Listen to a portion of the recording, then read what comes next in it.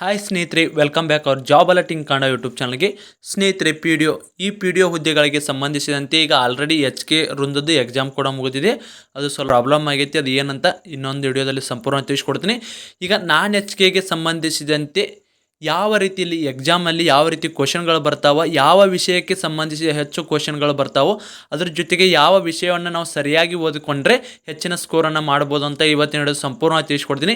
ವಿಡಿಯೋನ ಸ್ಕಿಪ್ ಮಾಡದೆ ಕೊನೆಯವರೆಗೆ ನೋಡಿ. ನೀವೇನಾದರೂ ಮೊದಲ ಬಾರಿಗೆ ನಮ್ಮ ವಿಡಿಯೋ ನೋಡ್ತಿರೋ ತಪ್ಪದೇ ಒಂದು ಲೈಕ್ ಮಾಡಿ. ಇದೇ ರೀತಿ ಕಂಟಿನ್ಯೂಸ್ ಅಪ್ಡೇಟಿಗೆ ನಮ್ಮ ಚಾನಲ್ನ ಸಬ್ಸ್ಕ್ರೈಬ್ ಮಾಡಿಕೊಳ್ಳಿ. ಸ್ನೇಹಿತರೆ, ಮೊದಲಿಗೆ ಯಾವ ವಿಷಯದ ಮೇಲೆ ಎಷ್ಟು ಪ್ರಶ್ನೆಗಳು ಕೇಳಿದಾರಂತ ನೋಡ್ಕೊತ ಹೋಗೋಣ. ಇದು ಪಿ ಡಿ ಒದ್ದು HK ವೃಂದದ ಪರೀಕ್ಷೆ ಆಗಿರ್ತದೆ.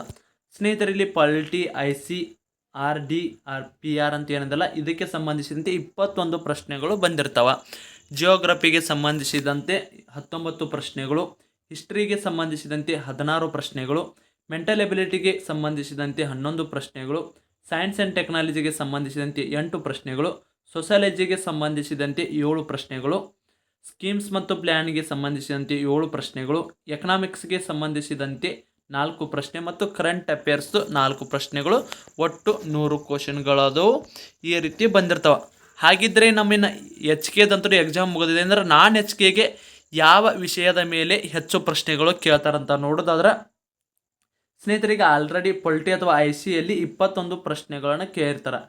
ಈ ಸಾರಿ ನೆಕ್ಸ್ಟ್ ಏನಿದೆ, ಈಗ ನಿಮ್ಮದು HKದು ಎಕ್ಸಾಮ್ ನಡೀತಾ, ಇಲ್ಲಿ ಕೂಡ 19ರಿಂದ 20 ಪ್ರಶ್ನೆ ಅಥವಾ 18ರಿಂದ 20 ಪ್ರಶ್ನೆಗಳನ್ನು ಕೇಳುವ ಹಾಗಿದೆ. ಯಾಕಂದರೆ ಈಗ ಆಲ್ರೆಡಿ ಇಲ್ಲಿ ಕೇಳಿದಾರಂದ್ರೆ ಅದಕ್ಕೆ ಸಂಬಂಧಿಸಿ ಒಂದು 2ರಿಂದ 3 ಪ್ರಶ್ನೆಗಳನ್ನು ಕಡಿಮೆ ಕೇಳುವ ಸಾಧ್ಯತೆ ಕೂಡ ಇರ್ತದೆ. ಅದೇ ರೀತಿ ಜಿಯೋಗ್ರಫಿಗೆ ಸಂಬಂಧಿಸಿದಂತೆ ಇದು ಭಾರತ ಜಿಯೋಗ್ರಫಿ ಆಗಿರ್ಬೋದು. ಸ್ನೇಹಿತರೆ, ನೀವೇನಾದರೂ PDO ಹುದ್ದೆಗಳಿಗೆ ಅದೇ ರೀತಿ ಗ್ರೂಪ್ E ಮತ್ತು PC, PSI ಯಾವುದೇ ರೀತಿ ಕಾಂಪಿಟೇಟಿವ್ ಎಕ್ಸಾಮ್ಗೆ ನೀವೇನಾದರೂ ತಯಾರಿ ನಡೆಸಿದ್ರೆ ಈ ವಿಡಿಯೋ ನಿಮಗೆ ತುಂಬ ಉಪಯುಕ್ತ ಆಗುತ್ತೆ ಅಂತಲೇ ಹೇಳ್ಬೋದು. ಹೌದು ಸ್ನೇಹಿತರೆ, ನಮ್ಮ ಕರ್ನಾಟಕ ಇತಿಹಾಸ ಮತ್ತು ಭಾರತ ಇತಿಹಾಸಕ್ಕೆ ಸಂಬಂಧಿಸಿದ ಸಂಪೂರ್ಣವಾದ ಶಾರ್ಟ್ಕಟ್ PDF ನೋಟ್ಸ್ ಇದಾಗಿರ್ತದೆ. ನೋಡ್ಕೋಬೋದು ನೀವು ಯಾವ ರೀತಿ ನೋಟ್ಸ್ ಇದೆ ಅಂತೇಳಿ. ಸ್ನೇಹಿತರೆ, ನಿಮಗೆ ಅದು ಕೊನೆಯ ಹಂತದಲ್ಲಿ ರಿವಿಷನ್ ಮಾಡಿಕೊಳ್ಳಲು ತುಂಬ ಉಪಯುಕ್ತವಾದ ನೋಟ್ಸ್ಗಳಾಗಿರ್ತವೆ. ಇದೇ ರೀತಿ ನಮ್ಮ ಭಾರತ ಸಂವಿಧಾನ ಆಗಿರ್ಬೋದು, ಅದೇ ರೀತಿ ಕನ್ನಡ ವ್ಯಾಕರಣ ಆಗಿರ್ಬೋದು, ಕಂಪ್ಯೂಟರ್ ಆಗ್ಬೋದು, ಪ್ರತಿಯೊಂದು ನೋಟ್ಸ್ ಕೂಡ ನಮ್ಮಲ್ಲಿ ಸಿಗ್ತಾವೆ. ಯಾರಿಗಾದರೂ ಬೇಕಾಗಿತ್ತಪ್ಪ ಅಂದರೆ ಕೆಳಗಡೆ ಕೊಟ್ಟಿರೋ ವಾಟ್ಸಪ್ ನಂಬರ್ಗೆ ನೀವು ಮೆಸೇಜ್ ಮಾಡಿ ಈ PDF ಅನ್ನು ತೆಗೆದುಕೊಳ್ಬೋದಾಗಿರ್ತದೆ.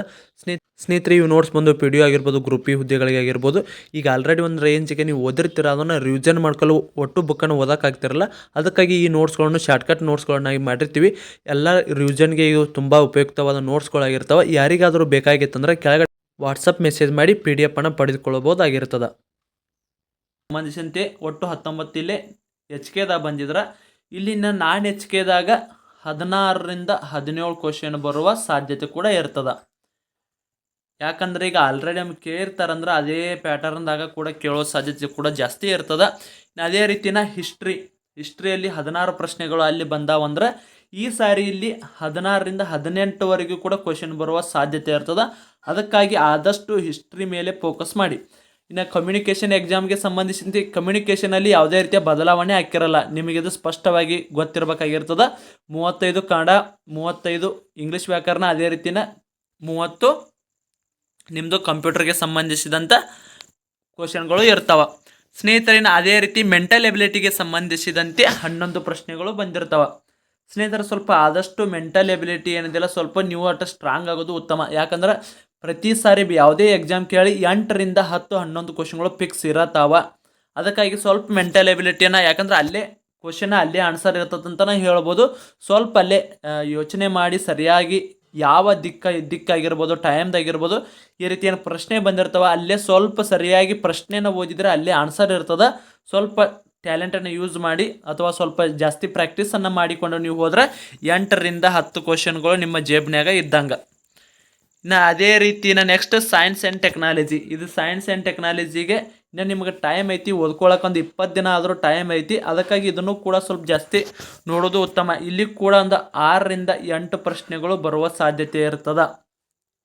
ಅದಕ್ಕಾಗಿ ಇದನ್ನು 6ನೇತೆಯಿಂದ 10ನೇ ತರಗತಿ ಪುಸ್ತಕ ಏನದಲ್ಲ ಅದರಲ್ಲಿರುವ ಇಂಪಾರ್ಟೆಂಟ್ ನೋಟ್ಸ್ಗಳನ್ನು ನೀವು ಪ್ರಿಪೇರ್ ಮಾಡೋದು ಉತ್ತಮ. ಅದೇ ರೀತಿನ ಸೋಷಾಲಜಿಗೆ ಸಂಬಂಧಿತ ಅಥವಾ ಸಮಾಜಶಾಸ್ತ್ರಕ್ಕೆ ಸಂಬಂಧಿಸಿದಂತೆ 7 ಪ್ರಶ್ನೆಗಳು ಬಂದಿದ್ದು. ಈ ಸಾರಿಯಲ್ಲಿ 5ರಿಂದ 6 ಪ್ರಶ್ನೆಗಳು ಬರುವ ಸಾಧ್ಯತೆ ಇರ್ತದೆ. HKದಾಗ ಅದಕ್ಕಾಗಿ ಅದನ್ನು ಕೂಡ ಸ್ವಲ್ಪ ನೋಡಿಕೊಳ್ಳೋದು ಉತ್ತಮ. ಇದು ಆಲ್ರೆಡಿ ನಿಮಗೆ 6ನೇ ತರಗತಿಯಿಂದ 12ನೇ ತರಗತಿ ಪುಸ್ತಕ ಏನು ಓದಿರ್ತಿರಲ್ಲ ಅದರಲ್ಲಿರುವ ಏನು ಸೋಸಾಲಜಿಗೆ ಸಂಬಂಧಿಸಿದ ಪ್ರಶ್ನೆಗಳು ಇರ್ತಾವೆ ಅಲ್ಲಿ ಬರುವ ಸಾಧ್ಯತೆ ಕೂಡ ಜಾಸ್ತಿ ಇರ್ತದೆ. ಅದಕ್ಕಾಗಿ ಆಲ್ಮೋಸ್ಟ್ ಎಲ್ಲರೂ ಏನು ಬರೀ ಹಿಸ್ಟ್ರಿ ಒಂದ ಓದ್ತಿರ್ತಾರೆ. ಅದ್ರೊಳಗೆ 6ನೇ ತರಗತಿಯಿಂದ 10ನೇ ತರಗತಿ ಪುಸ್ತಕ ಅಥವಾ 12ನೇ ತರಗತಿ ಪುಸ್ತಕದಾಗ ಬರೀ ಹಿಸ್ಟ್ರಿ ಒಂದ ಓದಿ ಕೈ ಬಿಟ್ಬಿಡ್ತಾರೆ. ಆದಷ್ಟು ಅಲ್ಲಿ ಸೋಸಾಲಜಿ ಬುಕ್ಕನ್ನು ಕೂಡ ಓದೋದು ಉತ್ತಮ ಆಗಿರ್ತದೆ. ಇನ್ನು ಸ್ಕೀಮ್ಗೆ ಸಂಬಂಧಿಸಿದಂತೆ 7 ಪ್ರಶ್ನೆಗಳು ಇಲ್ಲಿ ಬಂದಿದ್ರು. ಇಲ್ಲಿ ಕೂಡ 7ರಿಂದ 8 ಪ್ರಶ್ನೆಗಳು ಬರುವ ಸಾಧ್ಯತೆ ಕೂಡ ಇರ್ತದೆ. ಸ್ನೇಹಿತರೆ, ಸ್ಕೀಮ್ ಯಾವಂದ್ರೆ ಗ್ರಾಮೀಣ ಅಭಿವೃದ್ಧಿಗೆ ಸಂಬಂಧಿಸಿದ ಸ್ಕೀಮ್ ಏನಿರ್ತಲ್ಲ ಅವ್ನು ನೋಡ್ಕೊಳ್ಳೋದು. ಈ ಪಂಚಾಯತಿಗೆ ಸಂಬಂಧಿಸಿದ ಸ್ಕೀಮ್ ಏನಿರ್ತಲ್ಲ ಯಾವ ಯೋಜನೆ ಯಾವಾಗ ಜಾರಿ ಬಂತು ಅದು ಕೂಡ ನಿಮ್ಗೆ ಗೊತ್ತಿರ್ಬೇಕು. ಆ ರೀತಿ ಸ್ಕೀಮ್ಗಳು ಏನಿರ್ತಾವೆ ಅದರಲ್ಲೂ ನಿಮಗೆ ಗ್ರಾಮೀಣ ಪ್ರದೇಶದಲ್ಲಿ ಸ್ಕೀಮ್ಗಳು ಜಾಸ್ತಿ ಬರ್ತಿರ್ತಾವೆ. ನಬಾರ್ಡ್ ವಿಶ್ವಸಂಸ್ಥೆದ ಅಂಡರ್ದಲ್ಲಿ ಬರೋ ಒಂದಿಷ್ಟು ಇರ್ತಾವೆ. ಅವನ್ನೆಲ್ಲ ಸರಿಯಾಗಿ ನೋಡ್ಕೊಂಡ್ರಂದ್ರೆ ಆಲ್ಮೋಸ್ಟ್ ಎಲ್ಲ ಕವರ್ ಮಾಡುವ ಸಾಧ್ಯತೆ ಇರ್ತದೆ. ಅದಕ್ಕಾಗಿ ಇವು ಕೂಡ ಇಂಪಾರ್ಟೆಂಟ್ ಆಗಿರುತ್ತೆ. ಅಲ್ಲಿರುವ ಡೇಟ್ಗಳನ್ನು ಕೂಡ ಸ್ವಲ್ಪ ನೋಡ್ಕೋಬೇಕಾಗಿರ್ತದೆ. ಸ್ನೇಹಿತರೆ, ಇಲ್ಲಿ ಕೂಡ 6ರಿಂದ 7 ಪ್ರಶ್ನೆ ಬರುವ ಸಾಧ್ಯತೆ ಕೂಡ ಇರ್ತದೆ. ಇನ್ನು ಅದೇ ರೀತಿ ಎಕನಾಮಿಕ್ಸ್ಗೆ ಸಂಬಂಧಿಸಿದಂತೆ ಇಲ್ಲಿ 4 ಪ್ರಶ್ನೆಗಳು ಬಂದಿದ್ರು. ಇಲ್ಲಿ ಈಗ ನೆಕ್ಸ್ಟ್ ನಿಮ್ದು ಎಕ್ಸಾಮ್ದಾಗ 2ರಿಂದ 3 ಪ್ರಶ್ನೆ ಬರುವ ಸಾಧ್ಯತೆ ಕೂಡ ಇರ್ತದೆ. ಇನ್ನು ಅದೇ ರೀತಿ ಕರೆಂಟ್ ಅಫೇರ್ಸ್ಗೆ ಸಂಬಂಧಿಸಿದಂತೆ 4 ಪ್ರಶ್ನೆಗಳು.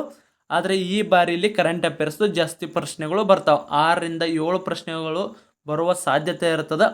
ಸ್ನೇಹಿತರೆ, ನಿಮಗೇನಾದರೂ ಇವಕ್ಕೆ ಸಂಬಂಧಿಸಿದಂತೆ ನೋಟ್ಸ್ ಏನಾದರೂ ಬೇಕಾಗಿತ್ತಂದ್ರೆ ಕೆಳಗಡೆ ಕೊಟ್ಟಿರುವ ನಂಬರನ್ನು ನೀವು ಸಂಪರ್ಕಿಸ್ಬೋದಾಗಿರ್ತದೆ. ಯಾಕಂದರೆ ಪ್ರತಿಯೊಂದು ಕೂಡ ನಮ್ಮ ಕಡೆ ನೋಟ್ಸ್ ಇರ್ತಾವೆ. ಅದೇ ರೀತಿ ಯೋಗ್ಯ ದರದಲ್ಲಿ ಕೂಡ ನೀಡಲಾಗ್ತದೆ.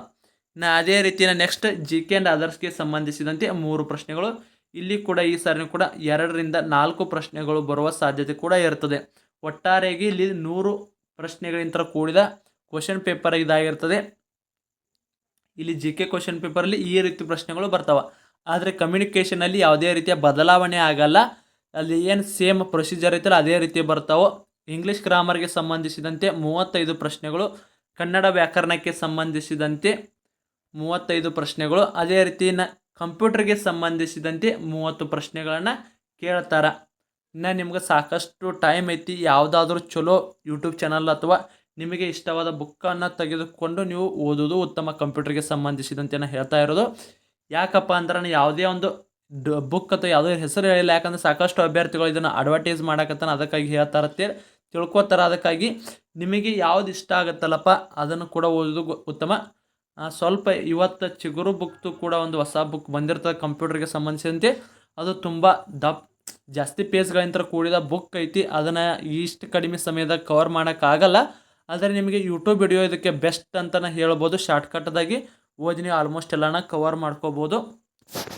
ಸ್ನೇಹಿತರೆ, ಇದಾಗಿತ್ತು ಇವತ್ತಿನ ವಿಡಿಯೋ. ಇದೇ ರೀತಿ ಕಂಟಿನ್ಯೂಸ್ ಅಪ್ಡೇಟಿಗೆ ನಮ್ಮ ಚಾನಲ್ನ ಸಬ್ಸ್ಕ್ರೈಬ್ ಮಾಡಿಕೊಳ್ಳಿ. ಮತ್ತೆ ಮುಂದಿನ ವಿಡಿಯೋದಲ್ಲಿ ಸಿಗೋಣ. ಶುಭ ದಿನ.